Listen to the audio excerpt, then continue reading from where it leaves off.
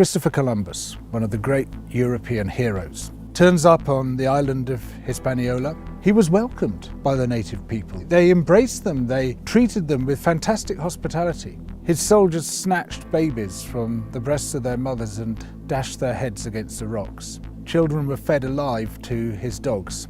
Women's breasts were cut off.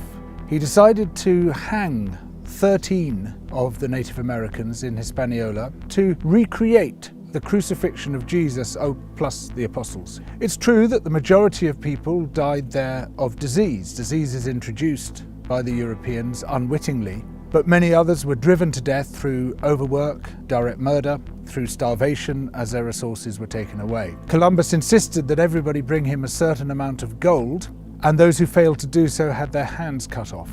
Some were sent back to their villages with their hands and their noses tied around their necks, having been amputated by his soldiers. And what he did there set the pattern for the genocidal extermination of almost all the Native American peoples. 100 million before Columbus made landfall. By the 19th century, that had come down to less than 1 million across the Americas. Overtly endorsed by such revered figures as George Washington and Thomas Jefferson, who wrote about the necessity of wiping out Native American peoples.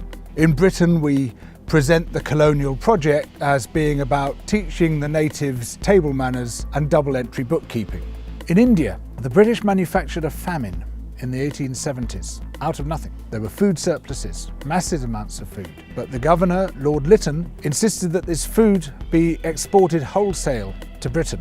The ensuing starvation killed at least 12 million people, possibly as much as 29 million people. All relief works were banned except for hard labour in labour camps, where the inmates received the same rations as the inmates of Buchenwald, and where there was a 94% death rate per year. This was all done in the name of liberal free market capitalism. Of course, the British did something similar in Ireland. In Kenya, soon after the Second World War, there was an uprising by the Kikuyu people who wanted their land back.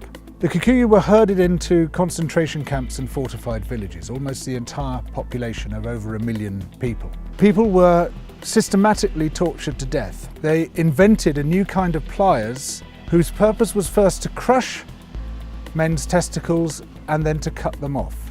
They raped women with bayonets. They raped men. Similarly, a favoured technique was to ram sand up the rectum with a stick.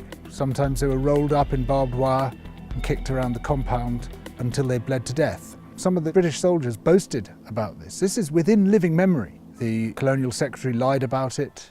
The papers documenting it were burnt.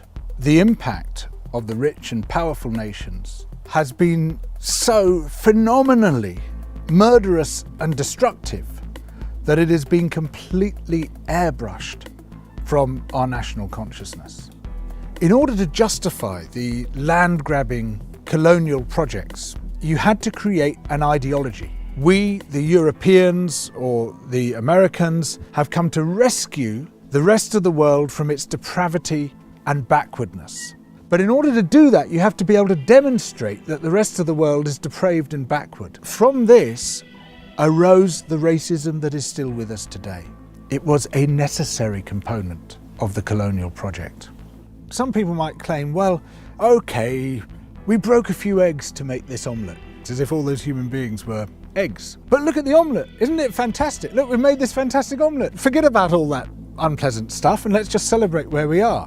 Where we are is a continuation of the project. We commodified people's land and people's labour and turned it into our property. We're also destroying the rest of the living world alongside it. We don't have to be like this. We are the same human beings as anybody else. We're all part of the same big human family. We just have to recognise that, accept that. And of course, within Western countries, there are plenty of brilliant people resisting colonisation, both internal colonisation within our own countries and external colonisation of other people's countries. These are the voices which must come to the fore, those who emphasise altruism and kindness and generosity and empathy for others, those who recognise that skin colour And any other difference of language, of religion, of background is completely irrelevant by comparison to what we share, which is our humanity.